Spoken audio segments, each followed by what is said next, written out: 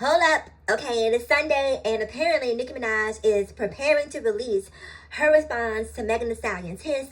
And I got some thoughts, okay? So we're gonna talk about this real quick. I got some things I need to do, so let me wrap this up for y'all. So Megan ate her up.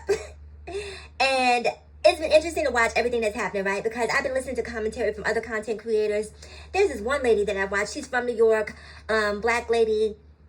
She talks a lot about, how today's generation wouldn't survive hip hop because of X, Y, and Z, and how everyone is saying Nicki is too old to respond to this, and blah, blah, blah, blah, blah, right?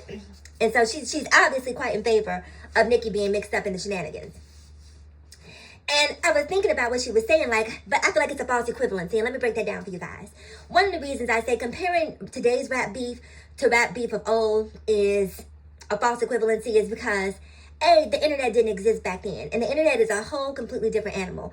In addition to that, because the internet did not exist back then, we didn't get to see Tupac and Biggie and Jay-Z and LL and everyone having these meltdowns on live, right? We didn't see them passing out in the studio, girl, Bigfoot, we didn't get to see that, okay? All we got to do was hear the response on wax, right? So Nicki's response, I don't think it's necessarily about people feeling a way about Nicki responding to Megan. I feel like they feel a way about Nicki's response to it. Do you get what I'm saying? Like, there's a difference between her responding and her response, right? Because this is in the studio breaking down. Like, she's on the verge of having a 5150 filed on her. Come and get her, okay? For a psyche bow, because she is breaking down in the studio. Okay? And it hasn't been one day. It hasn't been two. Like, this has been ongoing since Hiss was released. Before Hiss was released. Like, this meltdown started in advance of the song even coming out. So comparing now to then is a completely different animal because Nicki's behavior is anything but hip hop, right? When I was growing up, was it Secret or Arid? I don't know which deodorant it was. One of those aerosol deodorants that used to spray and it'd be ice cold under your arms. But anyway, the motto for that particular deodorant was never let them see you sweat. Okay? Right guard, whoever it was. Nicki let us see her. We saw her sweat. Nicki let us see her sweat. And so her image, the perception of her, is forever tarnished by the song Hiss. Now, it's not to say that Megan didn't feel a way about all the things that we're saying about her. It's that we didn't get to see it, okay? We did see Megan hop on some lives and talk about the things with Tory Lanez, but she never let another girl push her to the point of having a nervous breakdown, the way Nicki is.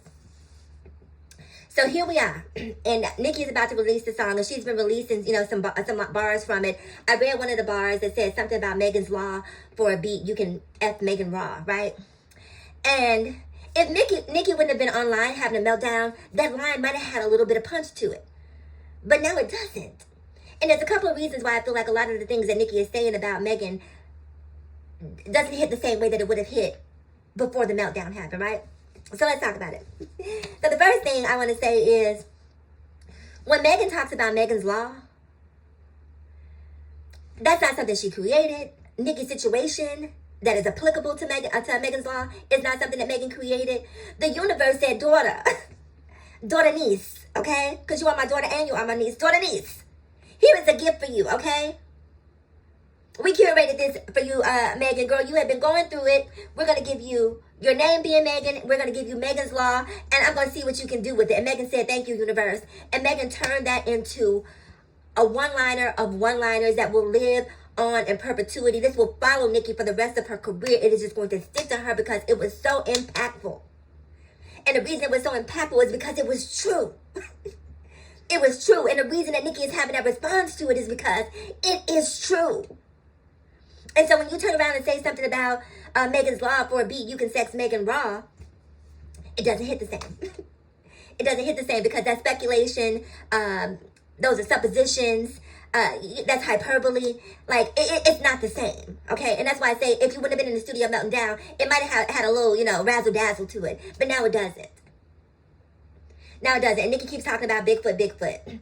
The bigger the foot, the better the stomp a hole with, okay? Let's be clear about that. Like, I need Nicki to grasp on to something else because I've been watching these other content creators who keep continuing to say, oh, the only thing that people can talk about Nicki is her boyfriend and her husband and her brother. They can't say anything else about her. You guys have to be kidding me with that. You guys have to be kidding me when you say that. You have to. And that just proves to me that you're blind to Nicki shenanigans. Who remembers when she pulled up on her fans a couple months ago, a year ago, however long it was ago, and somebody was spit a bar or something for her. She rolled down the window. She was in the backseat of a car limousine. And once again, it was like, speech was slurred, okay? I don't know what she was on, but I'm telling you, Nicki was not 100% in that car that night, okay? Same thing in the studio, same speech. And we've heard this speech pattern from Nicki multiple times when she's in the studio. Something is going on, but these fans refuse to acknowledge it, and they won't acknowledge it until she has an Anna Nicole Smith moment, and then everyone will be crying and acting like they didn't see it coming when we've been watching it unfold. People who are lucid, people who are coherent, don't behave the way that Nicki is behaving over this one-liner. Especially not when you've been talking about Christopher Reeves and how you don't mess with horses anymore, and now you're acting surprised talking about Party is the one that aired you out. Party is the one that... What? So you're gonna act like you haven't been coming for Megan? What? Come on.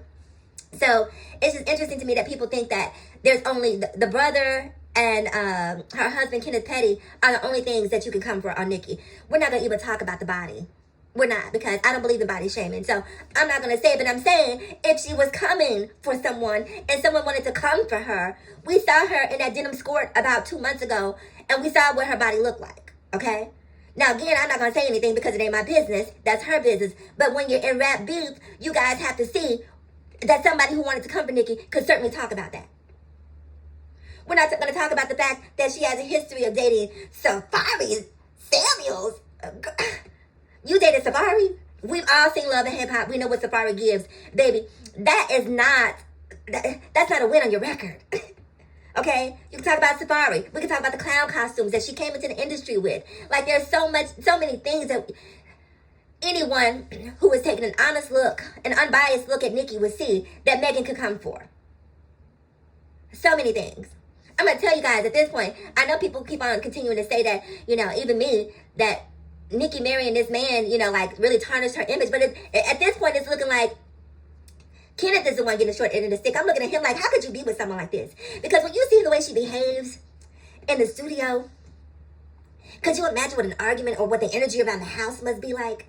You've ever been in a relationship with a partner who you have some sort of altercation with, and they don't know how to communicate like an adult, so you guys have to walk around the house not speaking for 3, 4, 5 days because they haven't built their muscles as far as communications. So it gives that to me, right? It gives that she would be a hard person to live with, a hard person to communicate with. You'd have to walk on eggshells around the house because her ego is so delicate and so fragile.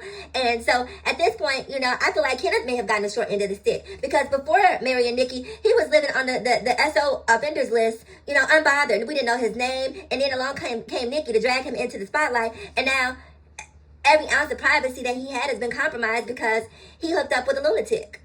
And a lunatic who, let me say this, Nicki doesn't necessarily, in my opinion, love and value this man, right? She didn't marry a man, she married a goon. She married someone who she wants to push out in front to defend her when she says whatever she wants to say, because she feels entitled to say whatever she wants to say and doesn't feel like anyone should have the right to respond back to her. So she went and married this man, and you can tell by the way she risks his freedom at every opportunity to go stand outside of a hotel and have an altercation with Offset when he's already on parole, when he's already on the sex offenders list. A woman who cares about her man is going to say, baby, don't do that. Come on, baby. And Nicki is in a relationship with her ego. That is who she loves. So, low-key, I said it once, I want to say it again, Kenneth is actually getting a short end of the stick.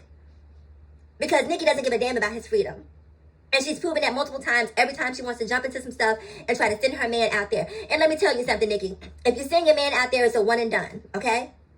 He goes out there, he defends you, he gets locked up, your son is fatherless, you are husbandless, and once again, you're out here feeling defenseless. He can't do a damn thing for you behind bars.